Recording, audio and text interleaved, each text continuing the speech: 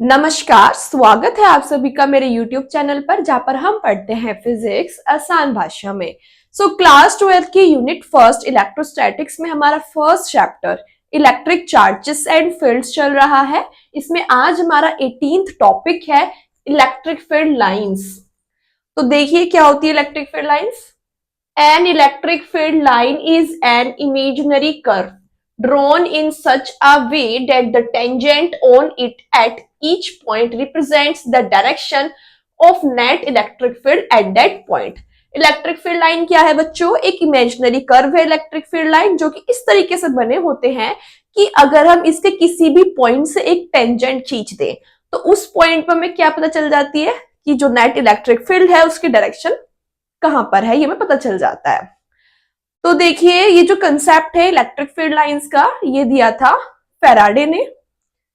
ठीक है, अब देखते हैं इसमें एग्जांपल लेके देखते हैं। यहां पर इलेक्ट्रिक फील्ड लाइन आपको बताया कि एक इमेजिनरी कर्व है जिसका यूज हम किसको रिप्रेजेंट करने के लिए करते हैं? इलेक्ट्रिक फील्ड को रिप्रेजेंट करने के लिए करते हैं।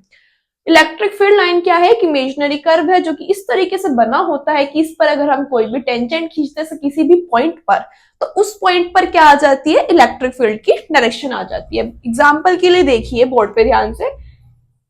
सपोज कीजिए ये कोई इलेक्ट्रिक फील्ड लाइन है, ठीक है, और इसकी डायरेक्शन कैसे है? इस तरीके से है। इस पे आपको कोई पॉइंट ए दिया हुआ है एंड पॉइंट बी दिया हुआ है ना। हमारा ऑब्जेक्टिव क्या है? हमें पॉइंट ए और पॉइंट बी पे क्या निकालनी है? इलेक्ट्रिक फील्ड की डायरेक्शन निकालनी है। तो हम क्या ड्रॉ करेंगे? पॉइंट ए पे एक टेंजेंट ड्रॉ करेंगे और इस बात का ध्यान रखना है कि वो टेंजेंट अपवर्ड होगी, बैकवर्ड नहीं होगी, क्योंकि इलेक्ट्रिक फील्ड लाइन की डायरेक्शन जो ओवरऑल है वो इधर को जा रही है, तो इसी की ही तरफ को हम टेंजेंट खींचेंगे। ठीक है, तो पॉइंट ए पे क्या हो जाएगी? ये इलेक्ट्रिक फील्ड की डायरेक्शन, और पॉइंट बी पे इस तरीके से हम टेंजेंट खींच देंगे तो हमें क्या मिलेगी? यहाँ पे हमें इलेक्ट्रिक फील्ड की डायरेक्शन मिल जाएगी पॉइंट बी पर। तो ये क्या है? इमेजिनरी कर्व होती हैं इलेक्ट्रिक फील्ड लाइंस, और इसके किसी भी पॉइंट पर अगर हम एक टेंजेंट खींच दे तो उस पॉइंट पर हमें क्या मिलती है? इलेक्ट्रिक फील्ड की डायरेक्शन मिल जाती है। ये होती है आपकी इलेक्ट्रिक फील्ड लाइंस। अब इसकी कुछ प्रॉपर्टीज होती है, आइए उनको पढ़ते हैं। Properties of electric field lines. Number 1, electric field lines are used to represent the electric field. देखिए बच्चों, जो इलेक्ट्रिक फील्ड लाइन का हम यूज करते हैं वो इलेक्ट्रिक फील्ड को रिप्रेजेंट करने के लिए करते हैं। Number 2, electric field lines are imaginary but electric field which they represent is always real. Imaginary होती हैं आपकी इलेक्ट्रिक फील्ड लाइंस, लेकिन ये जिस इलेक्ट्रिक फील्ड को रिप्रेजेंट कर रही हैं वो तो वास्तव में एग्जिस्ट करता है। इमेजिनरी से मतलब क्या है? यहाँ पे मतलब ये है कि किसी चार्ज के चारों तरफ आपको ऐसे कोई रियल में एक्चुअल में लाइनें खींची हुई नहीं मिलती, वो तो हमारी एक तरह से रिप्रेजेंटेशन है। देखिए बच्चों, यहाँ पे थर्ड प्रॉपर्टी क्या है? They originate from positive charge and terminate at negative charge. देखो बच्चों, ओरिजिनेट यानी कि ओरिजिन का मतलब क्या होता है? स्टार्टिंग पॉइंट जहां से ये निकल रही है ना। ओरिजिनेट मीन्स स्टार्टिंग पॉइंट या फिर जहां से ये निकलती है। ये कौन? Electric field lines. They originate from positive charge यानी कि ये पॉजिटिव चार्ज से निकलती है and terminate at negative charge.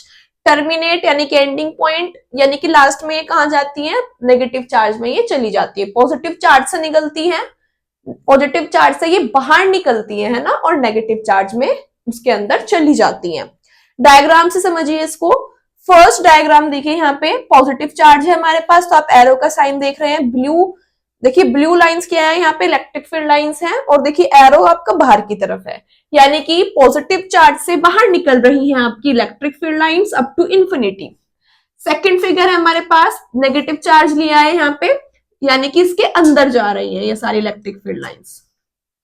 Third figure, positive charge और नेगेटिव चार्ज लिया है यहाँ पे, तो पॉजिटिव से निकल रही है और नेगेटिव में जा रही है, पॉजिटिव से निकल रही है और नेगेटिव में जा रही है, पॉजिटिव से निकल रही है और नेगेटिव में जा रही है।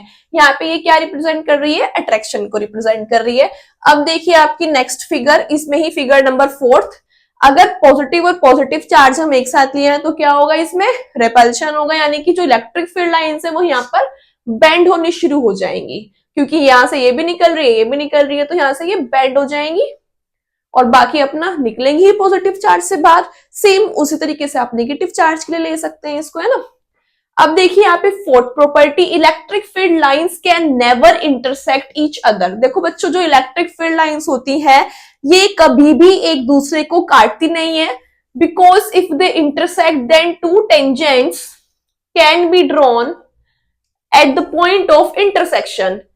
देखो बच्चों, अगर इलेक्ट्रिक फील्ड लाइंस दो इलेक्ट्रिक फील्ड लाइंस अगर दूसरे को काट देंगी तो यहाँ पे आपको पॉइंट ऑफ इंटरसेक्शन मिलेगा, जो कि P है पॉइंट ऑफ इंटरसेक्शन। तो अब यहाँ पे क्या होगी, यानी कि हम इसमें टू टेंजेंट ड्रॉ कर सकते हैं। अब देखो यहाँ पे इधर को जा रही है तो टेंजेंट आप इस साइड ड्रॉ करोगे इसकी, अब इसकी डायरेक्शन इधर को तो टेंजेंट आप ऐसे ड्रॉ कर दोगे इसकी। तो यानी कि इस एक सिंगल पॉइंट पे आपको इलेक्ट्रिक फील्ड की दो डायरेक्शन मिल गई, जो कि पॉसिबल नहीं है ना, इसलिए कभी एक दूसरे को इंटरसेक्ट नहीं कर सकती।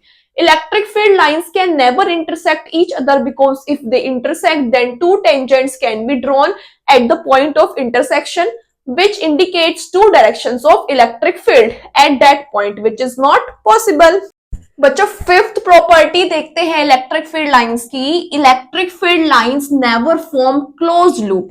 इलेक्ट्रिक फील्ड लाइंस कभी भी क्लोज लूप नहीं फॉर्म करती। देखो बच्चों, ऐसा होता है क्लोज लूप और इसको फॉर्म नहीं करती, इसलिए यहाँ पे मैंने आपको समझाने के लिए डायग्राम बनाया है छोटा सा और यहाँ पे क्रॉस का साइन लगा दिया, यानी कि कभी भी ऐसा क्लोज लूप नहीं बनाएंगे electric field lines. Sixth property, electric field lines do not pass through a conductor. देखिए बच्चों, जो इलेक्ट्रिक फील्ड लाइन है वो कंडक्टर के थ्रू पास नहीं होती है, यानी कि कंडक्टर के अंदर से पास नहीं होती है इलेक्ट्रिक फील्ड लाइंस। अगर कहीं पर इलेक्ट्रिक फील्ड लाइंस नहीं है तो इसका मतलब क्या है, वहां पर इलेक्ट्रिक फील्ड भी नहीं है। So that is electric field inside a conductor is always zero. Seventh property, magnitude of electric field lines is directly proportional to the density of field lines। देखिए बच्चों, जो मैग्नीट्यूड होता है इलेक्ट्रिक फील्ड लाइंस का वो directly proportional होता है field line की डेंसिटी के। इसका मतलब क्या है, इसका मतलब ये है कि जहां पर फील्ड लाइंस ज्यादा होंगी तो वहां पर क्या होगा, इलेक्ट्रिक फील्ड ज्यादा होगा। अब देखिए, E1 इलेक्ट्रिक फील्ड है, यहाँ पर एक E2 इलेक्ट्रिक फील्ड है। यहाँ पर इलेक्ट्रिक फील्ड लाइंस कैसी हैं, दूर दूर हैं और कम है, जबकि E2 में इलेक्ट्रिक फील्ड लाइंस ज्यादा हैं और पास पास है। इसका मतलब क्या है कि जो मैग्नीट्यूड है आपका E2 का, यानी कि इलेक्ट्रिक फील्ड E2 ज्यादा है किससे, E1 से। अब देखिए यहाँ पे, ये जो समझ गए आप, magnitude of electric field E2 is greater than magnitude of electric field E1।